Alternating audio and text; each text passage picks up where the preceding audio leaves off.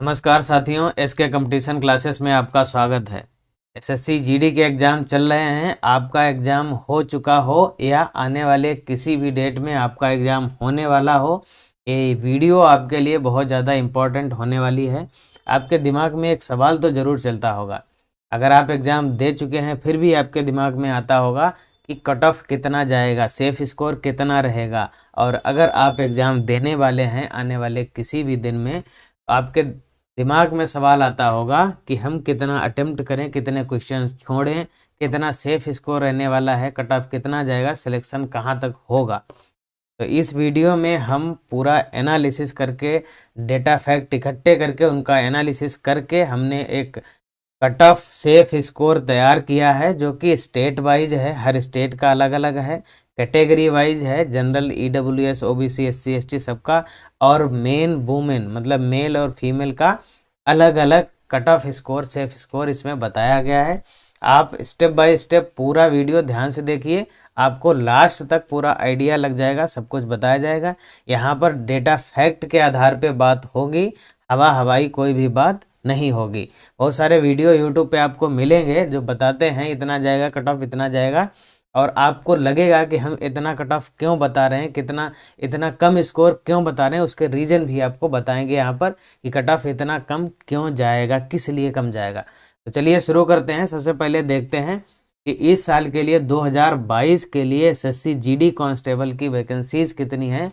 तो total vacancies की अगर हम बात करें तो 45,284 हैं।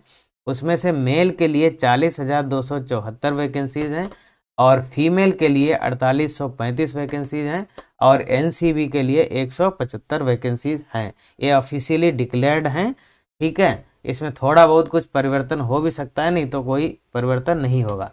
एप्लीकेशन कितनी, लगभग 54 लाख एप्लीकेशन आपकी रिसीव हुई हैं एसएससी को, एसएससी जीडी कांस्टेबल के लिए। अटेंडेंस कितनी जा रही है, अभी तक जितने पेपर हो चुके हैं उनमें से 67 to 70% अटेंडेंस जा रही है। अटेंडेंस का फिगर थोड़ा सा ज़्यादा है। इसमें ये भी है कि वो बच्चे भी शामिल हैं जो बिना किसी तैयारी के केवल पेपर देने ही जाते हैं।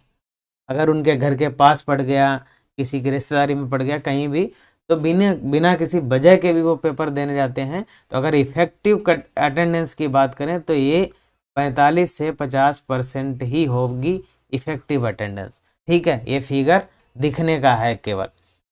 नेक्स्ट स्टेप के लिए कितने बंदे शॉर्ट लिस्ट किए जाएंगे, कितने कैंडिडेट लिए जाएंगे, ये वैकेंसीज का 8 गुना, 8 गुना जो होगा वैकेंसीज का। टोटल वैकेंसीज ये इतनी है 45,284, उनका 8 गुना 3,62,272 बच्चे आपके अगले स्टेप के लिए लिए जाएंगे, ठीक है। यहाँ तक बात सारी क्लियर हो गई। अब आगे चलते हैं, अब देखते हैं कि कैसे कट ऑफ हम डिसाइड करेंगे। तो सबसे पहले देखते हैं कि कुछ जो एग्ज़ाम का लेवल आ रहा है वो हर सब्जेक्ट का, हर शिफ्ट में लेवल कैसा है। जैसा कि हम लोग रोज़ का रोज़ पेपर का एनालिसिस करते हैं, तो जैसा पाया गया है कि जनरल इंटेलिजेंस एंड रीजनिंग का लेवल इजी टू मॉडरेट आ रहा है।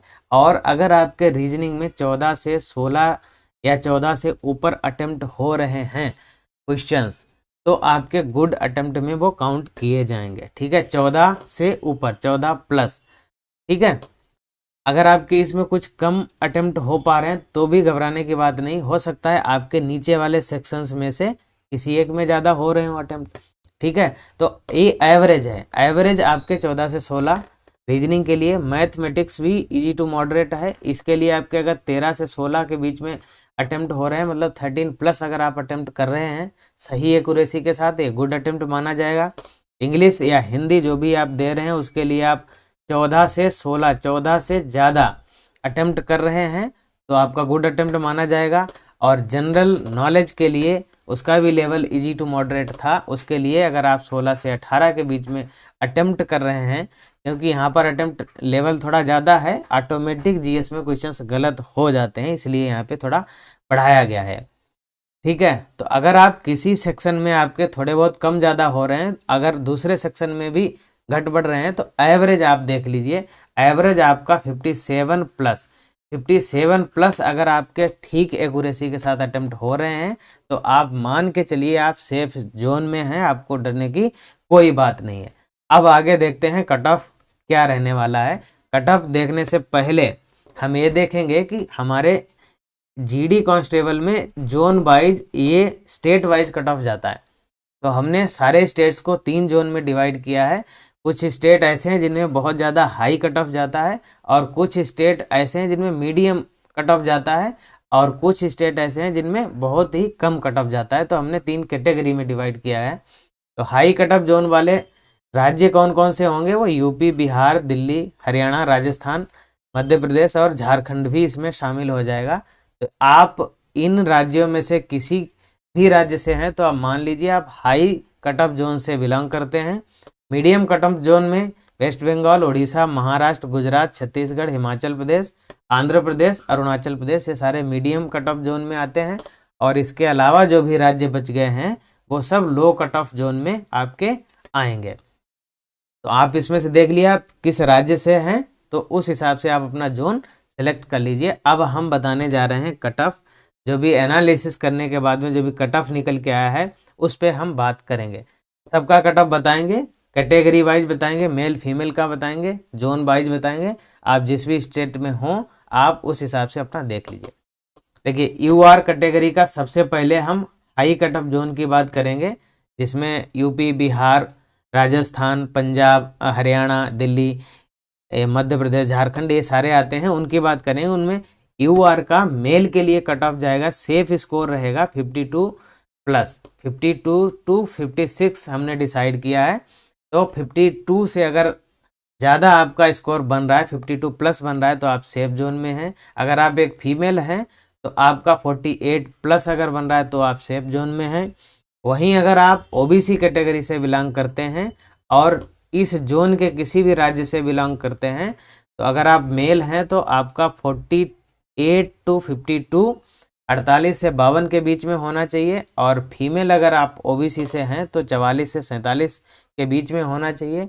44 से ऊपर है आपका तो आप बिल्कुल सेफ जोन में, आपको डरने की कोई बात नहीं। अगर आप एससी कैटेगरी से हैं तो अगर आप मेल हैं तो 43 से 46 आपका सेफ स्कोर रहेगा। अगर आप फीमेल हैं तो 41 से 45। अगर आप इसी जोन से एसटी कैटेगरी से मेल हैं तो 40 से 44, और अगर आप फीमेल हैं तो 37 से 40 के बीच में आपका सेफ जोन, सेफ स्कोर रहना चाहिए।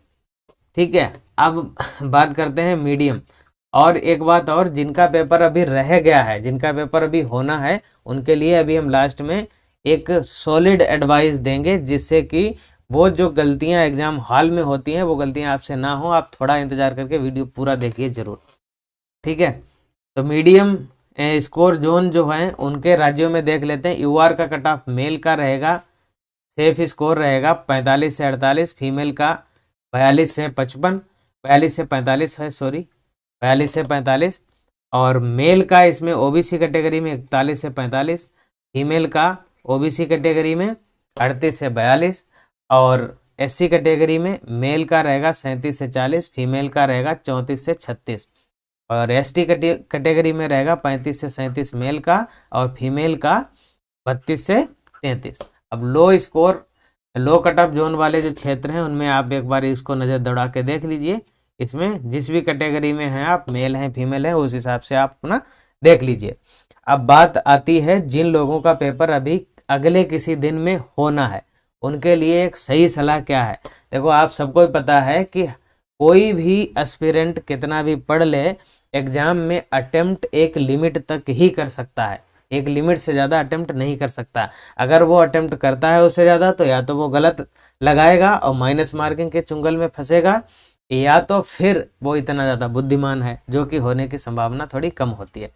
ठीक है, तो आपको क्या करना, अगर आप एक एवरेज स्टूडेंट हैं, एवरेज या बिलो एवरेज भी स्टूडेंट हैं, तो आपको सबसे पहले एग्जाम में हॉल में पहुंचने के बाद आपको क्या करना है कि आप क्वेश्चंस को लगाना शुरू करें। खासकर ये सलाह मैथ और रीजनिंग सेक्शन के लिए है।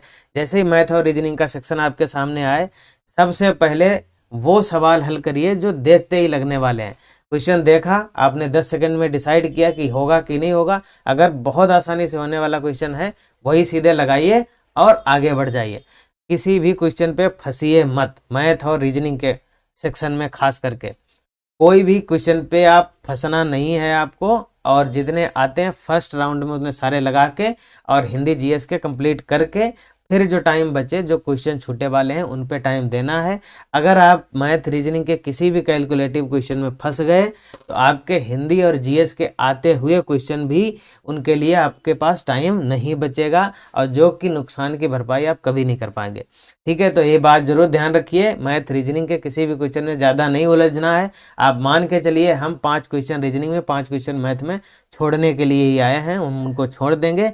बस देर है इतनी, समस्या ये है कि उन 5 क्वेश्चंस को आपको आइडेंटिफाई करना है, आपको पहचानना है कि वो 5 क्वेश्चंस कौन से हैं जिनको हमें छोड़ देना है। बस अगर आप उसमें फंस गए तो फंस जाएंगे, अगर ध्यान से उनको छोड़ दिया, पहले ही राउंड में छोड़ दिया, तो आप सेफली एक गुड स्कोर अटेम्प्ट कर पाएंगे और आप अगले राउंड के लिए क्वालिफाई होंगे और आपका फाइनल सिलेक्शन भी होगा।